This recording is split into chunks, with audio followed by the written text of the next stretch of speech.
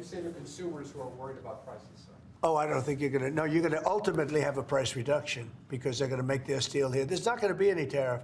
These foreign companies will move to the United States, will make their steel and aluminum in the United States. What are you looking at? Ultimately, it'll be cheaper.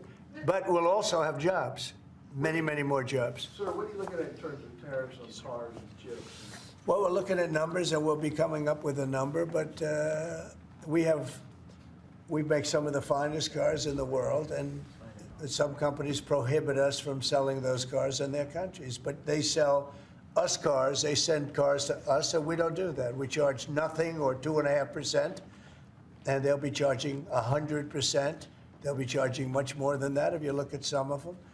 So I think those days are over. But we'll be announcing on other things, such as cars.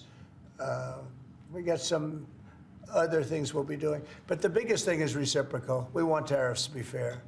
If they charge us, we charge them. Tomorrow, the reciprocal tariffs? We'll be doing reciprocal over the next, I would say, 2 days, don't you think? 2 days, yeah, maybe. Mr. President, the Australian Prime Minister has said that you are considering an exemption from Australia on steel. Is that correct? And why? I just spoke to him, very fine man, and he has a surplus. I mean, we have a surplus with Australia, one of the few.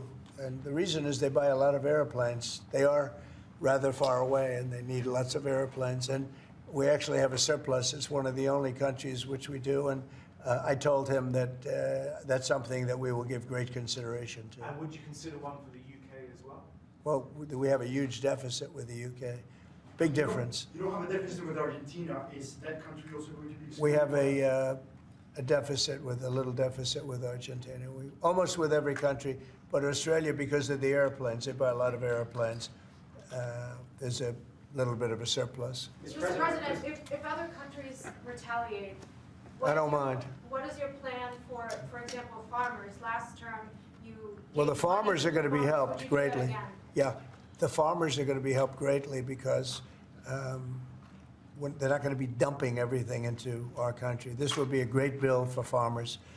And in terms of retaliation, if they retaliate, it's, as I said, it's reciprocal.